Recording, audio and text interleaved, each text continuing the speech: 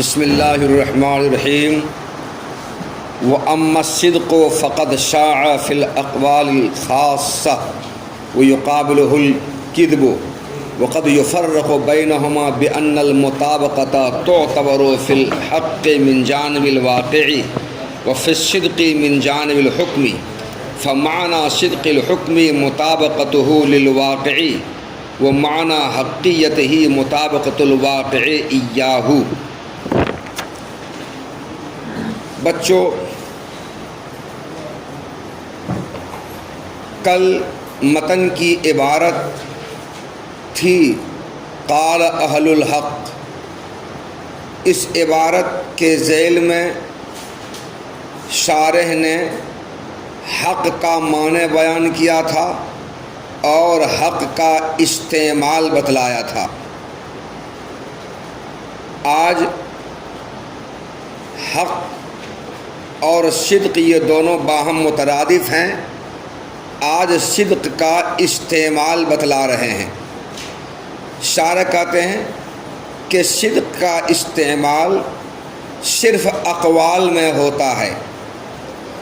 صدق کا استعمال عقائد، ادیان اور مذاہب ان تینوں میں نہیں ہوتا ہے، صرف اقوال میں اس کا استعمال ہوتا ہے۔ بولا جاتا ہے الاقوال الصادقہ، یہ نہیں بولا جاتا ہے العقائد الصادقہ یا الادیان الصادقہ یا المذاہب الصادقہ، یہ نہیں بولا جاتا ہے۔ تو صدق کا استعمال عقائد، ادیان، مذاہب میں شاذ و نادر ہے، بہت کم ہے۔ اس کا استعمال صرف اقوال میں ہوتا ہے۔ شارح رحمۃ اللہ علیہ نے بتایا کہ حق کا استعمال عام ہے اور صدق کا استعمال خاص ہے۔ حق کا استعمال عام ہے اس لیے کہ اس کا استعمال اقوال، عقائد، ادیان، مذاہب چاروں میں ہوتا ہے، اور صدق کا استعمال خاص ہے اس لیے کہ اس کا استعمال صرف اقوال میں ہوتا ہے۔ تو حق اور صدق کے درمیان استعمال کے اعتبار سے تو فرق ہے، مگر حق اور صدق کے درمیان معنی کے اعتبار سے کوئی فرق نہیں ہے۔ اگر معنی کے اعتبار سے کوئی فرق ہوتا تو جس طرح شارح نے حق کا معنی بیان کیا، صدق کا بھی معنی بیان کرتے، مگر شارح نے صدق کا معنی بیان نہیں کیا ہے۔ حق کا معنی تو بیان کیا مگر صدق کا معنی بیان نہیں کیا۔ تو دونوں کا معنی بیان نہیں کیا، صدق کا معنی بیان نہ کر کے شارح نے اس بات پہ اشارہ کیا کہ حق اور صدق دونوں کا معنی ایک ہے، دونوں مترادف ہے، اس لیے دونوں میں معنی کے اعتبار سے کوئی فرق نہیں ہے۔ البتہ حق کا استعمال بھی بتایا اور صدق کا استعمال بھی بتایا۔ حق کا استعمال عام ہے، صدق کا استعمال خاص ہے۔ تو دونوں کے درمیان استعمال میں فرق ہے، معنی میں کوئی فرق نہیں ہے۔ یہی بات شارح نے کہی ہے، اور یہ کہا ہے کہ حق کے مقابلے میں باطل آتا ہے اور صدق کے مقابلے میں کاذب آتا ہے۔ صدق کے مقابلے میں کذب بولا جاتا ہے اور حق کے مقابلے میں باطل بولا جاتا ہے، یہ کہا ہے متن نے۔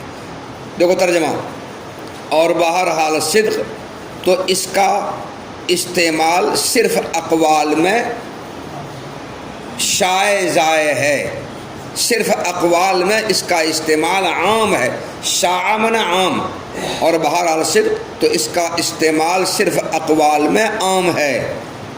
یہ لفظ خاصتاً سے بتایا کہ اقوال کے علاوہ عقائد، ادیان، مذاہب میں اس کا استعمال نہیں ہوتا ہے۔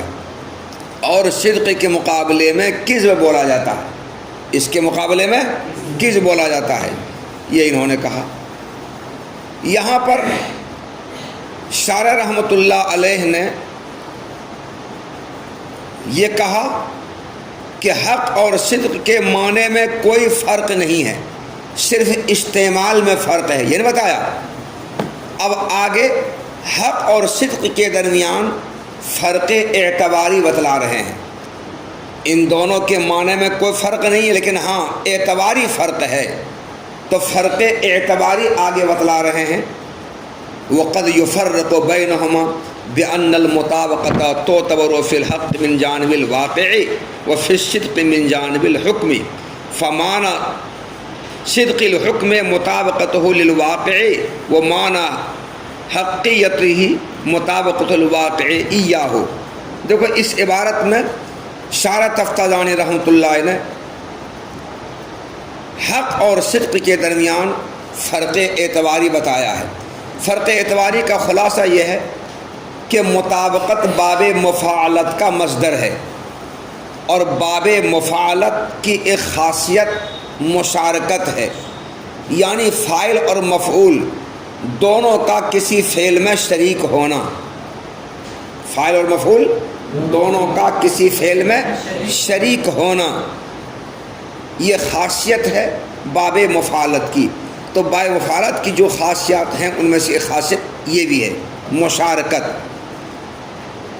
جب مطابقت باب مفاعلت کا مصدر ہے اور مفاعلت کی خاصیت مشارکت ہے تو مطابقت کی خاصیت ہی مشارکت ہوگی، یعنی حکم اور واقع دونوں مطابقت میں شریک ہوں گے، مطابق ہونے میں دونوں شریک ہوں گے۔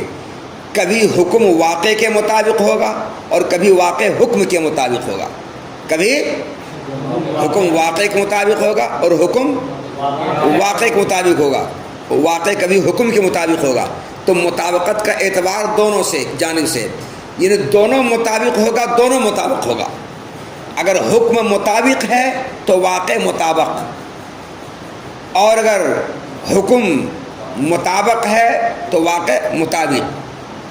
کیا کہا؟ اگر واقع مطابق ہے تو حکم مطابق، اگر واقع مطابق ہے تو حکم مطابق۔ تو دونوں مطابق ہوگا، دونوں مطابق ہوگا، دونوں مطابق ہوگا، دونوں مطابق ہوگا۔ تو دونوں میں فرق اعتباری یہ ہے کہ اگر واقع مطابق ہو اور حکم مطابق ہو، یعنی واقع حکم کے مطابق ہو تو واقع کا حکم کے مطابق ہونے کو حق کہا جائے گا۔ کیا کہا جائے گا؟ حق کہا جائے گا۔ وہ حق میں مطابقت کا اعتبار کدھر سے ہوتا ہے؟ واقع کی جانب سے۔ واقع مطابق ہو اور حکم مطابق ہو، واقع کا حکم کے مطابق ہونا، تو مطابق کون ہوا؟ واقع۔ حکم کیا ہوا؟ مطابق، اسم مفعول۔ تو واقع کا حکم کے مطابق ہونا یہ حق کہلاتا ہے، اور حکم کا واقع کے مطابق ہونا، حکم مطابق اور واقع مطابق، تو حکم کا واقع کے مطابق ہونا یہ کیا کہلائے گا؟ صدق کہلائے گا۔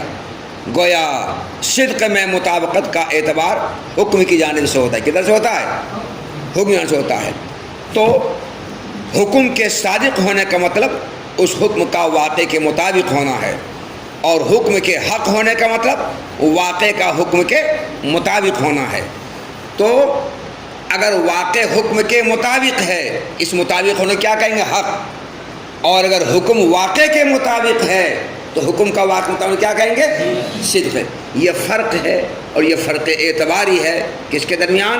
حکم اور نہیں، غلط کہا، صدق اور حق کے درمیان یہ فرق اعتباری ہے۔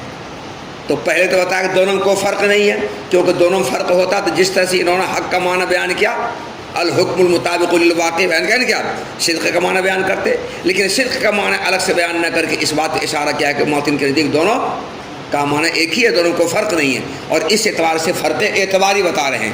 مان لو تو کوئی فرق ہے، ورنہ فرق نہیں ہے۔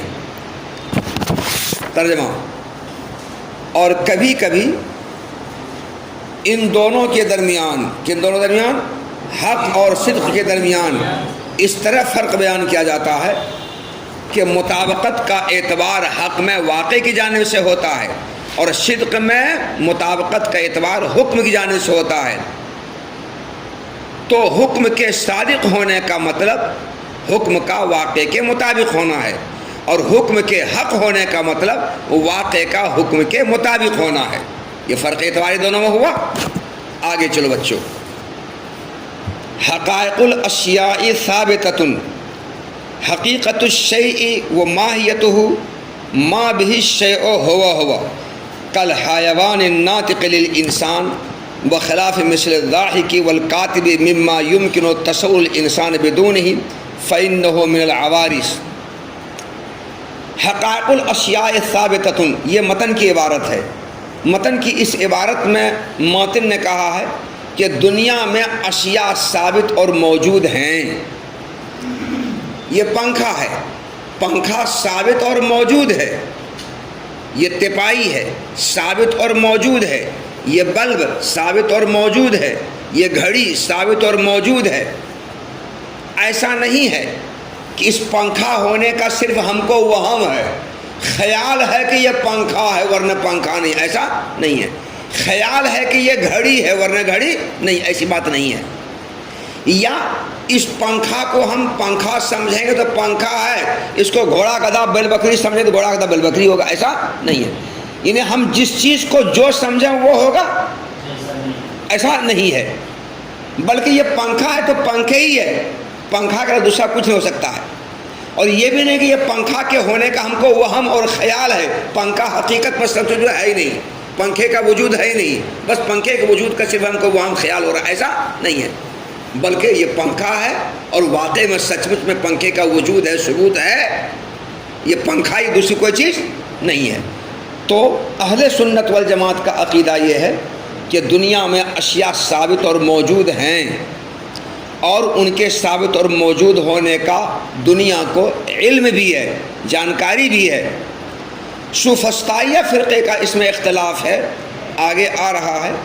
سوفسطائیہ فرقے میں 3 جماعت ہے، ایک کا نام ہے عندیہ، دوسرے کا نام ہے عنادیہ، تیسرے کا نام لا ادریہ۔ ان تینوں فرقوں کا عقیدہ اشیاء کے بارے میں الگ الگ ہے، وہ عقیدہ آپ کے سامنے تفصیل سے آگے آئے گا۔ ابھی مجھ کو صرف اتنا بتلانا ہے کہ اہل سنت والجماعت کا جو عقیدہ ہے کہ اشیاء دنیا میں ثابت اور موجود ہے، سوفسطائیہ فرقہ اس سے اختلاف کرتا ہے اور وہ کہتا ہے اشیاء ثابت اور موجود نہیں ہے۔ تو اہل سنت والجماعت اشیاء کے ثبوت اور موجود ہونے کا یقین اور وشواس اور اعتقاد رکھتا ہے، اور ان اشیاء کے ثبوت اور وجود کا علم بھی ہے۔ مگر سوفسطائیہ فرقہ کہتا ہے نہ اشیاء ثابت اور موجود ہے، نہ ان اشیاء کے ثابت اور موجود ہونے کا علم کسی کو ہے۔ یہ متن کی عبارت کا مطلب ہے۔ سوفسطائیہ فرقے میں 3 جماعت ہے، اس کے الگ الگ اعتقادات ہم بعد میں بتائیں گے جب عبارت وہاں پر آئے گی تب۔ یہاں پر آپ یہ سمجھیے کہ متن کی عبارت میں حقائق الاشیاء ثابت آیا ہے۔ حقائق حقیقتن کی جمع ہے۔ حقیقت کسے کہتے ہیں؟ کسی شے کی حقیقت اور اس کی ماہیت کسے کہا جاتا ہے؟ شارح تفتازانی رحمۃ اللہ علیہ نے شرح کی عبارت میں حقیقت اور ماہیت کی تعریف کی ہے، اور حقیقت اور ماہیت کی ایک ہی تعریف کی ہے۔ دونوں کی ایک ہی تعریف کر کے اس بات پہ اشارہ کیا ہے کہ دونوں کا معنی ایک ہے، دونوں کو فرق نہیں ہے، ایک ہی تعریف دونوں کی ہے۔ کیا تعریف کی ہے؟ شارح رحمۃ اللہ نے کہا کسی چیز کی حقیقت اور ماہیت وہ چیز کہلاتی ہے جس کی وجہ سے وہ چیز بنتی ہے۔ مثلا آٹا، آگ، پانی، یہ روٹی کی، یہ آٹا، آگ، پانی، یہ تینوں وہ چیزیں ہیں جس سے روٹی بنتی ہے۔ پس روٹی کی حقیقت و ماہیت کیا ہوئی؟ آٹا، آگ، پانی۔ تو کسی چیز کی حقیقت اور ماہیت وہ چیز کہلاتی ہے جس کی وجہ سے وہ چیز بنتی ہے۔ روٹی کی حقیقت اور ماہیت یہ 3 چیزیں ہیں، کیونکہ انہی تینوں سے روٹی بنتی ہے۔ یہ تپائی ہے، تپائی کس سے بنی؟ لکڑی سے۔ تو لکڑی تپائی کی حقیقت و ماہیت ہے، چونکہ یہ لکڑی سے تپائی بنی ہے، اور جس سے کوئی چیز وہ چیز بنتی ہے وہ اس کی حقیقت ماہیت کہلاتی ہے۔ چونکہ تپائی لکڑی سے بنی ہے، اس سے لکڑی تپائی کی حقیقت و ماہیت ہوئی۔ اسی طرح حیوان اور ناطق، ان دونوں سے انسان بنا ہے، تو انسان انہی دونوں سے بنا ہے، اور جس سے کوئی چیز بنتی ہے وہ اس کی حقیقت و ماہیت کہلاتی ہے. اس لیے انسان کی حقیقت و ماہیت کیا ہوگی؟ حیوان ناطق. تو کسی شے کی حقیقت و ماہیت وہ چیز کہلاتی ہے جس سے وہ چیز بنتی ہے. کسی بھی چیز سے اگر جو چیز بنے وہ اس کی حقیقت و ماہیت ہوگی. انسان کس سے بنا ہے؟ حیوان ناطق سے. تو انسان کی حقیقت کون؟ حیوان ناطق. تپائی کس سے بنی ہے؟ لکڑی سے. تو تپائی کی حقیقت و ماہیت لکڑی. روٹی کس سے بنی ہے؟ آگ، آٹا، پانی سے. تو آگ، آٹا، پانی، روٹی کی حقیقت و ماہیت ہوئی. تو شارح تفتازانی رحمۃ اللہ نے حقیقت و ماہیت کی تعریف کی ہے. کسی چیز کی حقیقت و ماہیت وہ چیز کہلاتی ہے جس کی وجہ سے وہ چیز بنتی ہے. سمجھ میں آئے؟ حقیقت و ماہیت تعریف میں آئی بات؟ ہاں. اب انسان کی حقیقت و ماہیت کیا ہے؟ حیوان ناطق ہے. کیونکہ حیوان ناطق انسان کی ذاتیات میں داخل ہے. حیوان ناطق کے بغیر انسان کا تصور ممکن نہیں ہے، برخلاف زاحق اور کاتب کے، کہ زاحق اور کاتب یہ انسان کے عوارض میں سے ہے، انسان کی ذاتیات میں داخل نہیں ہے. زاحق اور کاتب کے بغیر بھی انسان کا تصور ممکن ہے، اس کے بغیر بھی انسان تصور ممکن ہے. کبھی کبھی کوئی آدمی پوری زندگی کبھی نہیں ہنس پاتا ہے مگر وہ انسان ہے.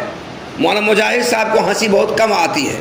پڑھنے کے زمانے میں پڑھتے تھے یہ بالکل نہیں، اب تو کچھ ہنستے بھی ہے تھوڑا بہت، اور پڑھنے کے زمانے میں بالکل مطلق نہیں ہنستے تھے. کتنوں ہی ان کو ہنسائے، لڑکا سب ساتھی شاگرد جیسے میں جانتا ہوں، کتنوں ہی ان کو ہنسائے ان کو ہنسی نہیں آتی تھی. اب کچھ ہنسنے لگے ہیں. اور پوری زندگی کبھی کوئی لکھتا نہیں ہے مگر انسان ہے. دھمڑا انسان ہے کہ نہیں؟ ایمن الحق انسان ہے کہ نہیں؟ کبھی لکھا ہے؟ نہیں لکھا ہے. تو زاحق اور کاتب یہ انسان کی ذاتیات میں نہیں ہے، انسان کے عوارض میں سے ہے. انسان کو کتابت اور ذہق پیش آتا ہے، کبھی آتا ہے کبھی نہیں آتا ہے. اور خود ہم لوگوں کے ساتھ بھی کبھی پیش آتا ہے کبھی نہیں بھی آتا ہے. عین الحق اور دھمڑا کی بات تو دور کی رہی، ہم لوگ کبھی آتا کبھی نہیں آتا ہے. ذہق اور کتابت، تو ذہق اور کتابت ہم لوگوں کو پیش آنے والی چیز ہے، عوارض میں سے ہے. مگر حیوان ناطق ہم لوگوں کی ذاتیات میں داخل ہے. حیوان ناطق کے بغیر ہم لوگوں کا تصور ممکن نہیں ہے، مگر ذاحق اور کاتب کے بغیر ہم لوگوں کا تصور ممکن ہے. تو جس کے بغیر تصور ممکن ہے وہ عوارض میں سے ہوگا، اور جس کے بغیر تصور ممکن نہ وہ کیا ہوگا؟ ذاتیات میں سے ہوگا.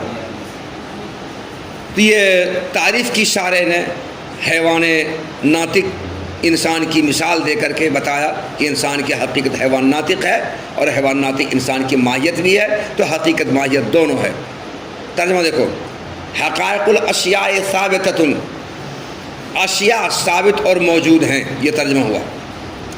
کسی شے کی حقیقت اور اس کی ماہیت وہ چیز ہوتی ہے جس کی وجہ سے وہ چیز بنتی ہے.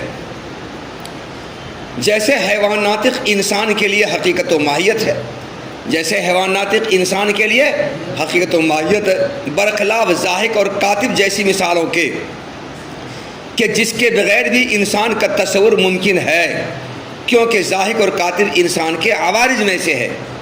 یہ ترجمہ ہوا. شرع کی عبارت حقیقت الشیء و ماہیت ما بہ الشیء ہوا، ذرا اس کی ترکیب دیکھ لو. حقیقت الشیء و ماہیت مبتدا ہے، اور ما کے بعد اور بہی سے پہلے بیچ میں یکونو ہے. ما یکون بہ الشیء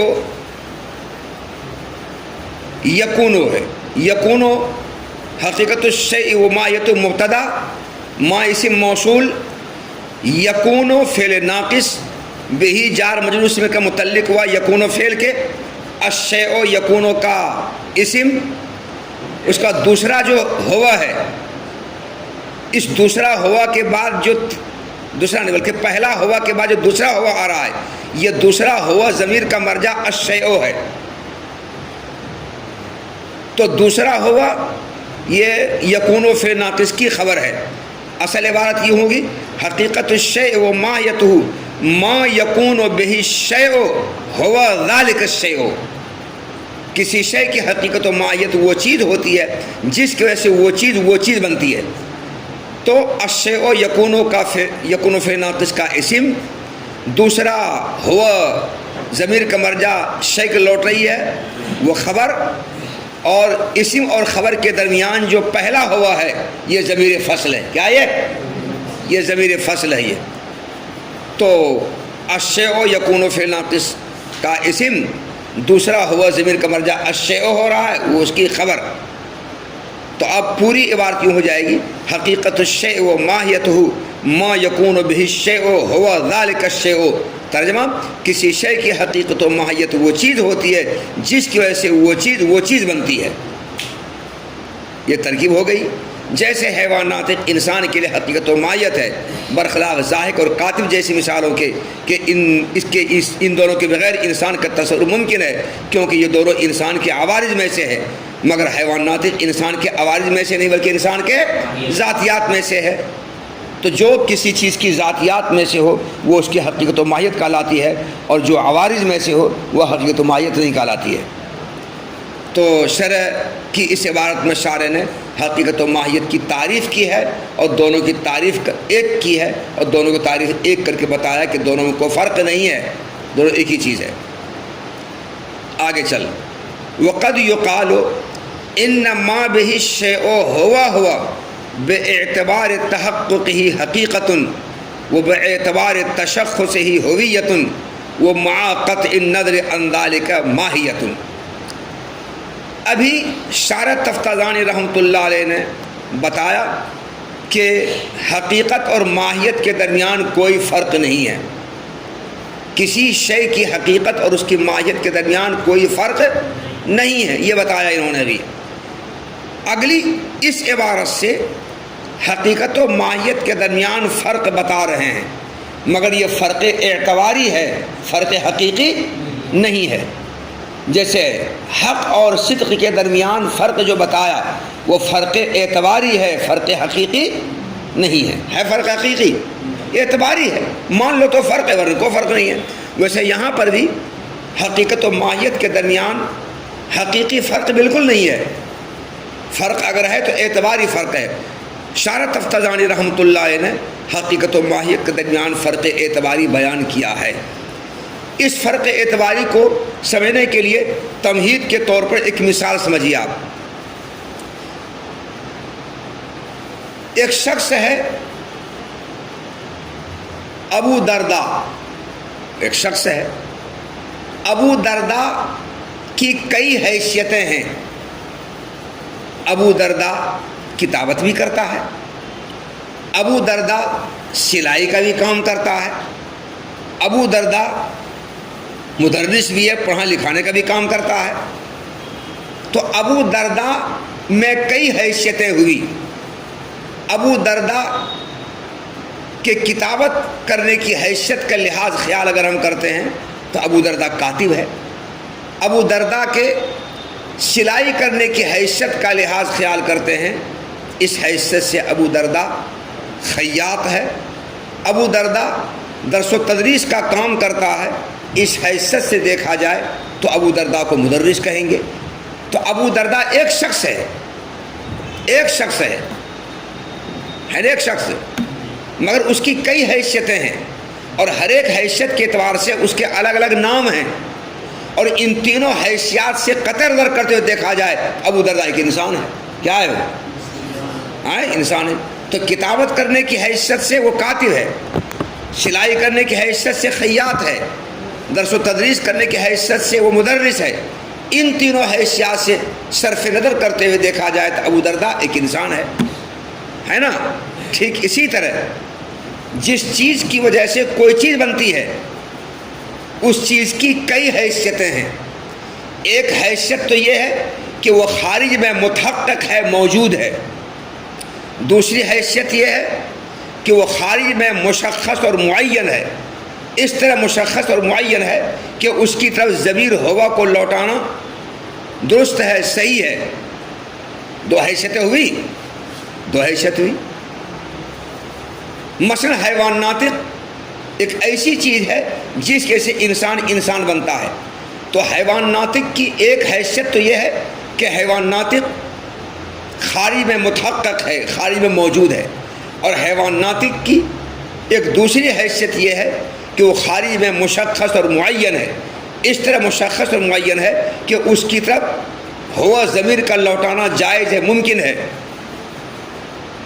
اور ضمیر کو مشخص اور معین کی طرف ہی لوٹایا جاتا ہے، کہ ضمیر کو غیر معین غیر مشخص کے لوٹایا جاتا ہے۔ سنا ہے؟ ارے ضمیر کو جو لوٹایا جاتا ہے معین مشخص کی طرف کہ غیر معین غیر مشخص کی طرف؟ معین و مشخص کی طرف۔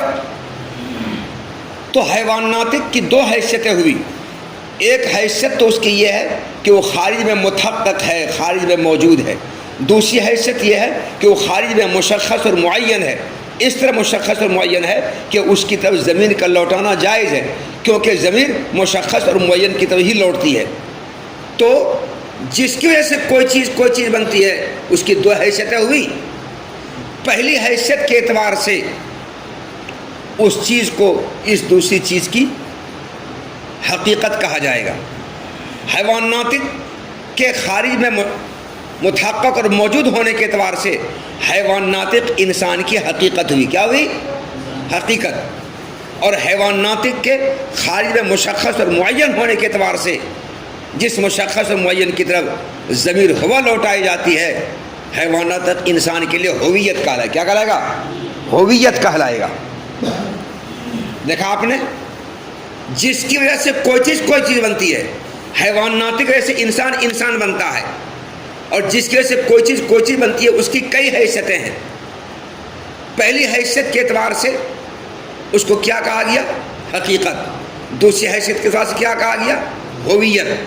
حیوان ناطق انسان حیوان ناطق سے بنتا ہے، اور حیوان ناطق کی دو حیثیتیں ہوئی۔ ایک حیثیت تو یہ ہے کہ خارج میں متحقق موجود ہے، تو خارج میں متحقق اور موجود ہونے کے اعتبار سے حیوان ناطق انسان کی حقیقت کہلائے گی، اور حیوان ناطق کے خارج میں مشخص اور معین ہونے کے اعتبار سے یہی حیوان ناطق انسان کے لیے ہویت کہلائے گا۔ اور حیوان ناطق کی ان دونوں حیثیتوں سے اگر صرف نظر کر لیا جائے، ان دونوں حیثیتوں سے نگاہ کو ہٹا لیا جائے، دھیان کو ہٹا لیا جائے، تو حیوان ناطق انسان کے لیے ماہیت ہے، انسان کے لیے ماہیت ہے۔ تو دیکھا آپ نے، حیوان ناطق خارج میں متحقق اور موجود ہونے کے اعتبار سے یہ حیوان ناطق انسان کے لیے حقیقت، اور حیوان ناطق خارج مشخص اور معین ہونے کے اعتبار سے انسان کے لیے ہویت، اور ان دونوں حیثیتوں سے صرف نظر کر لیا جائے تو یہی حیوان ناطق انسان کے لیے کیا بن جائے گا؟ ماہیت۔ اب بتاؤ، ماہیت اور حقیقت کے درمیان فرق تو ہوا، مگر یہ فرق اعتباری ہے۔ ایک ہی چیز ہے حیوان ناطق، وہ انسان کے لیے حقیقت بھی ہے اور وہ انسان کے لیے ماہیت بھی ہے۔ تو ایک ہی چیز انسان کے لیے حقیقت بھی ہے اور ایک ہی چیز انسان کے لیے ماہیت بھی ہے۔ اور ایک ہی چیز حقیقت، ایک ہی چیز ماہیت ہے نا، مگر حیثیتوں کا لحاظ الگ الگ کیا گیا ہے۔ حیوان ناطق کے خارج میں متحقق اور موجود ہونے کے اعتبار سے انسان کی حقیقت ہے، اور اس حیثیت سے صرف نظر کر لیا جائے تو یہی حیوان ناطق انسان کے لیے ماہیت ہے۔ تو بتاؤ، حقیقت اور ماہیت کے درمیان فرق یہاں پر ہوا، یہ فرق اعتباری ہے، ورنہ فرق حقیقی نہیں ہے۔ تو شارح تفتازانی رحمۃ اللہ علیہ نے اس عبارت میں کسی شے کی حقیقت، کسی شے کی ہویت اور کسی شے کی ماہیت کے درمیان فرق بتایا ہے۔ کیا بتایا؟ فرق بتایا ہے۔ پھر سمجھو فرق ہے، کسی شے کی مختلف حیثیات ہوتی ہیں، ایک حیثیت سے اس پر ایک حکم لگانا صحیح ہے، دوسری حیثیت سے اس پر دوسرا وہ حکم لگانا صحیح نہیں ہے۔ حیوان ناطق کی ایک حیثیت تو یہ ہے کہ وہ خارج میں متحقق اور موجود ہے، اس حیثیت سے حیوان ناطق انسان کی حقیقت ہے۔ حیوان ناطق کی دوسری حیثیت یہ ہے کہ خارج مشخص و معین ہے، جس کی طرف ہوا ضمیر کا لوٹانا جائز اور ممکن ہے، اس حیثیت سے حیوان ناطق انسان کے لیے ہویت ہے۔ اور ان دونوں حیثیتوں سے اگر صرف نظر کر لیا جائے تو حیوان ناطق انسان کے لیے ماہیت ہے۔ تو آپ نے دیکھا کہ حقیقت، ہویت اور ماہیت، ان دونوں تینوں کے درمیان فرق ہے، یہ فرق اعتباری ہے۔ تو اب اگر سوال آ جائے گا کہ ہویت کسے کہتے ہیں بتلا دیجیے گا، حقیقت کسے کہتے ہیں بتلا دیجیے گا، ماہیت کسے کہتے ہیں بتلا دیجیے گا۔ کسی شے کے خارج میں متحقق اور موجود ہونے کے اعتبار سے وہ شے دوسری شے کے لیے حقیقت ہوتی ہے، کسی شے کا خارج معین اور مشخص ہونے کے اعتبار سے اس طرح معین مشخص ہونا کہ اس کے زمین کا لوٹانا جائز ممکن ہے، اس اعتبار سے وہ چیز دوسری چیز کے لیے ہویت ہوتی ہے، اور ان دونوں حیثیتوں سے صرف نظر کرتے ہوئے وہ پہلی چیز دوسری چیز کے لیے ماہیت ہوتی ہے۔ یہ کہہ دیں گے آپ، ترجمہ دیکھیے جی۔ اور کبھی کبھی حقیقت اور ماہیت کے درمیان فرق اعتباری بیان کرنے کے لیے یوں کہا جاتا ہے کہ جس چیز کی وجہ سے کوئی چیز بنتی ہے وہ خارج متحقق اور موجود ہونے کے اعتبار سے حقیقت ہے، اور خارج مشخص اور معین ہونے کے اعتبار سے ہویت ہے، اور ان دونوں حیثیتوں سے صرف نظر کرنے کے ساتھ ماہیت ہے، اور ان دونوں سے صرف نظر کرنے کے ساتھ ماہیت ہے۔ کیا کر ترجمہ کر۔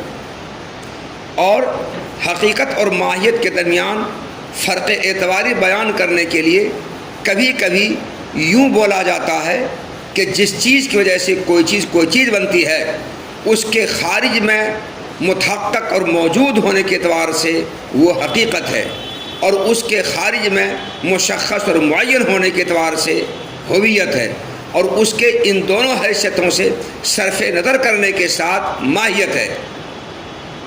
ہوا ترجمہ؟ بس آج اتنے سے سبق لے لیں۔